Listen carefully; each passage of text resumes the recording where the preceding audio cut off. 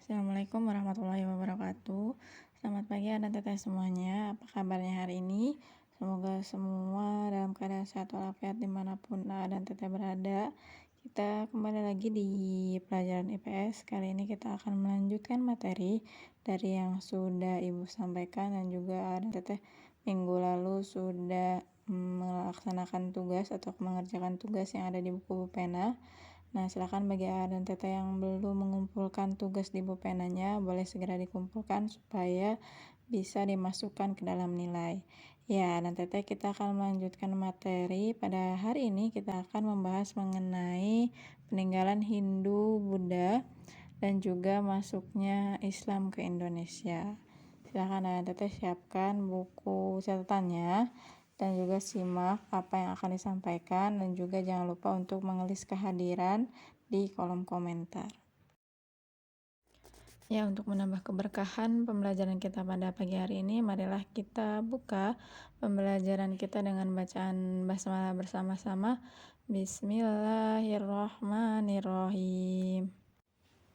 Ya, kita mulai dari yang materi pertama, yaitu mengenai peninggalan-peninggalan pada masa Hindu-Buddha.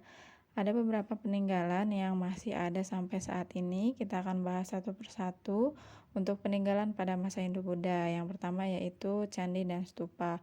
Untuk candi dan stupa ini biasanya dijadikan sebagai tempat pemujaan dan juga ada yang dijadikan sebagai makam. Nah, contohnya untuk candi itu yang bercorak Hindu ada Candi Prambanan, Candi Suku, Candi Canggal, dan juga Candi Gedong Songo.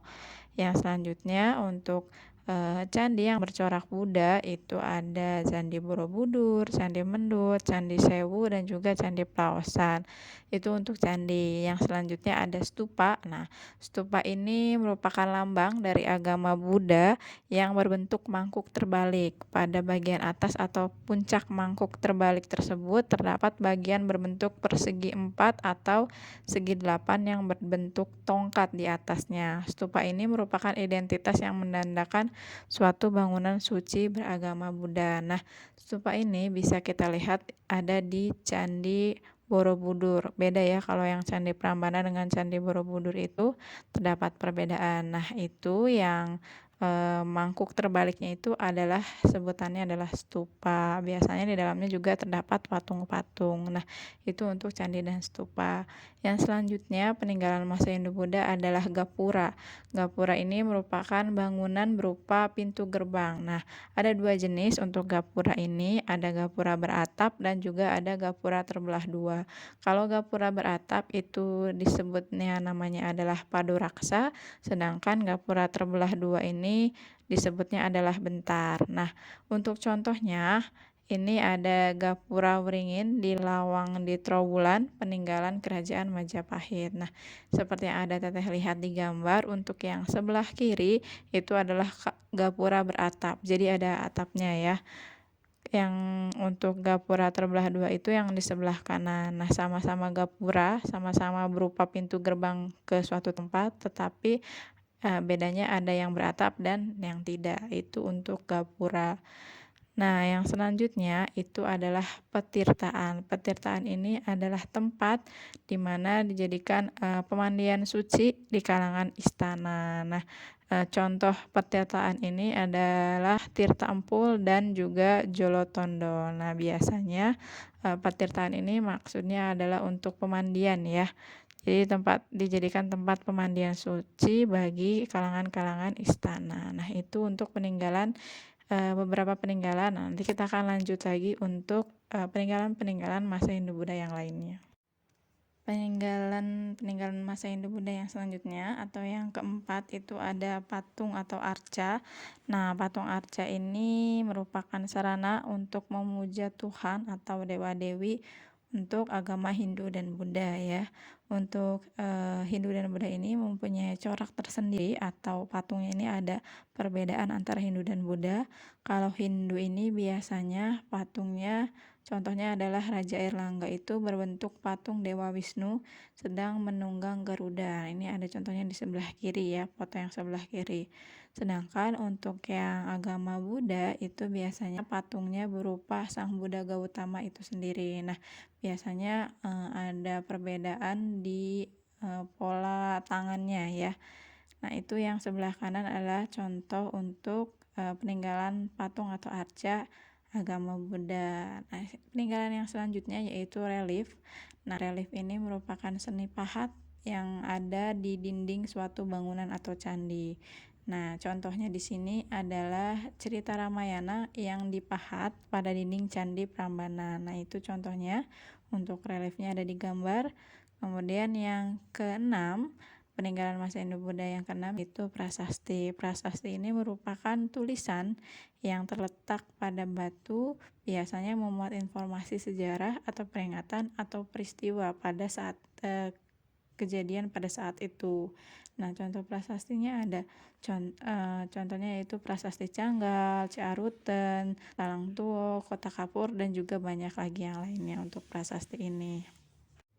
Kemudian yang selanjutnya untuk peninggalan masa Hindu-Buddha yang ketujuh yaitu ada kitab. Nah, kitab ini biasanya karangan berupa kisah, catatan, atau laporan peristiwa. Nah, dalam kitab tersebut biasanya berupa puisi, disebutnya adalah kakawin. Nah, contohnya yaitu ada Kakawin Baratayuda karya Empu Seda, kemudian dan juga karyanya Empu Panuluh ya untuk yang Kakawin Batarayuda ini, atau ada lagi yang lainnya kitab Negara Kertagama itu karya Empu Prapanca. Nah, ini untuk yang kitab Negara Kertagama ini biasanya ada di pelajaran PKN juga, menyangkut ketatanegaraan. Kemudian peninggalan yang selanjutnya yaitu adalah wayang.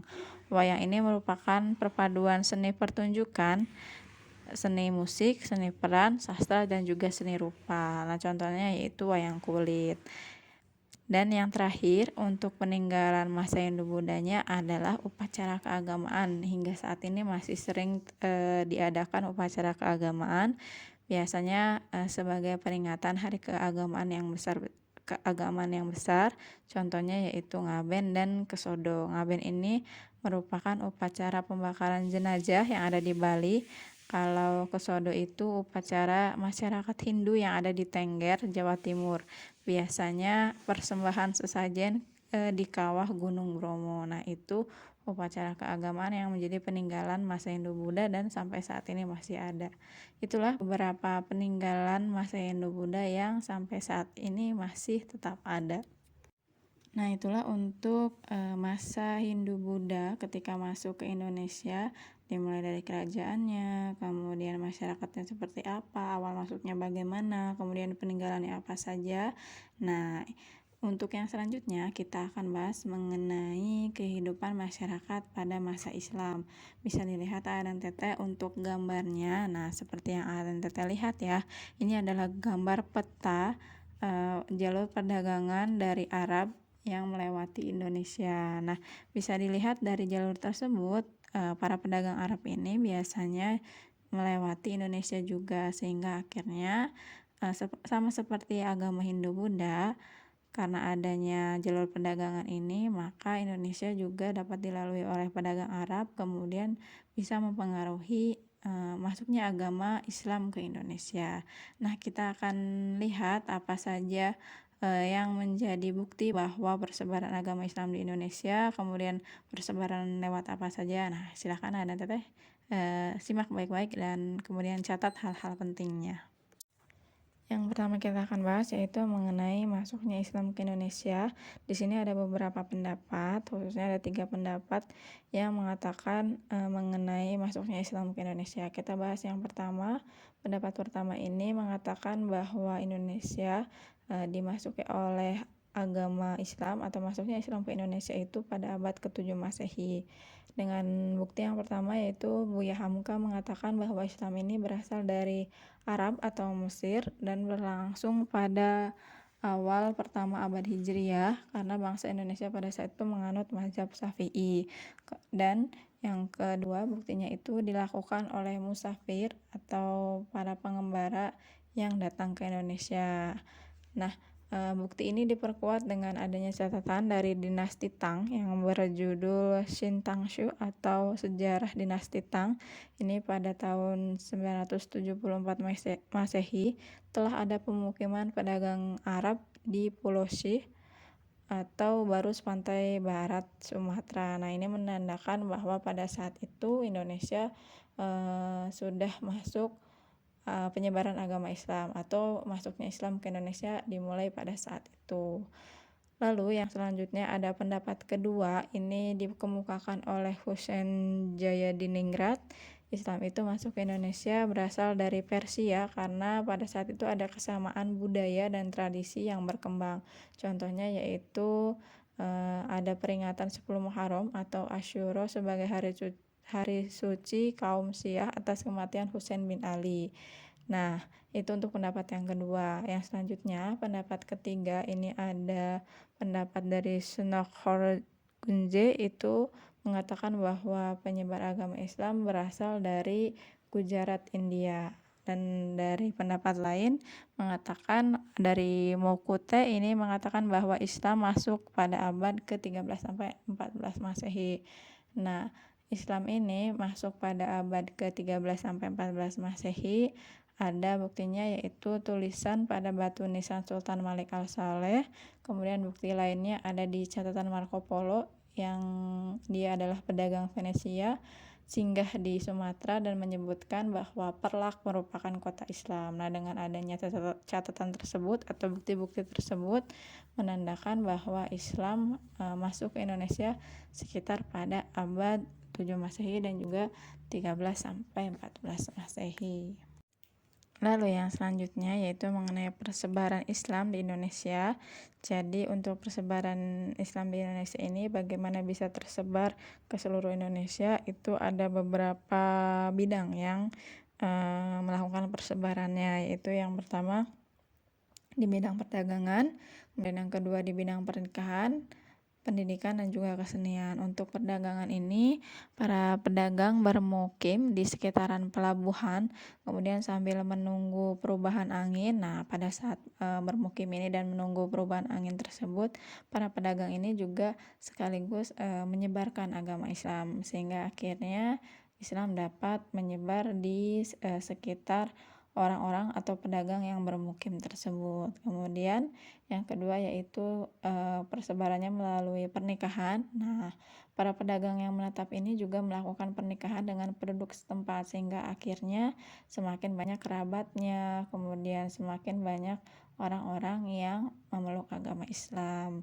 Yang selanjutnya yaitu pendidikan. Nah, untuk persebaran Islam melalui pendidikan ini, para ulama dan guru agama Islam mendirikan lembaga pendidikan Islam. Nah, pada saat itu lembaga Islamnya dikenal dengan sebutan surau, dayah, dan pesantren. Nah, orang-orang yang melakukan pendidikan atau masuk ke lembaga pendidikan tersebut itu kan biasanya disebut dengan santri ya kalau pesantren. Nah, akhirnya santri-santri ini ketika sudah belajar agama, kemudian mereka pulang ke kampung halamannya. Nah, mereka kemudian menyebarkan agama Islam sehingga tersebarlah agama Islam yang ada di Indonesia ini. Dan yang terakhir yaitu persebaran melalui kesenian. Ini dilakukan berupa bentuknya adalah pertunjukan wayang kulit. Nah, seperti yang diketahui bahwa Sunan Kalijaga adalah seorang dalang yang sangat mahir dan disukai rakyat. Beliau memasukkan unsur Islam dalam cerita pertunjukan wayangnya sehingga masyarakat yang menontonnya tertarik untuk masuk agama Islam. Itulah bagaimana caranya Islam dapat tersebar di Indonesia melalui beberapa hal sehingga banyak sampai saat ini masyarakat Indonesia banyak yang memeluk agama Islam. Nah, dan Teteh itulah untuk materi pada pagi hari ini. Silahkan dan Teteh catat untuk di buku IPS-nya masing-masing. Kemudian silahkan bagi yang sudah menyimak dan mencatat hal-hal penting untuk menuliskan daftar hadir dengan cara menuliskan nama, kemudian kelas, dan tulis hadir di kolom komentar supaya Ibu bisa melihat siapa saja yang sudah menuliskan untuk mencatat hal-hal penting dari materi yang Ibu sampaikan pada pagi hari ini. Oke, dan Teteh, itu saja yang dapat Ibu sampaikan. Minggu depan insya Allah kita akan lanjutkan untuk materinya. Mari kita tutup materi atau pembelajaran kita pada pagi hari ini dengan bacaan hamdalah bersama-sama. Alhamdulillahirobbil alamin. Terima kasih banyak dan teteh. Salam sehat, salam semangat. Wabillahi taufiq wal hidayah. Wassalamualaikum warahmatullahi wabarakatuh.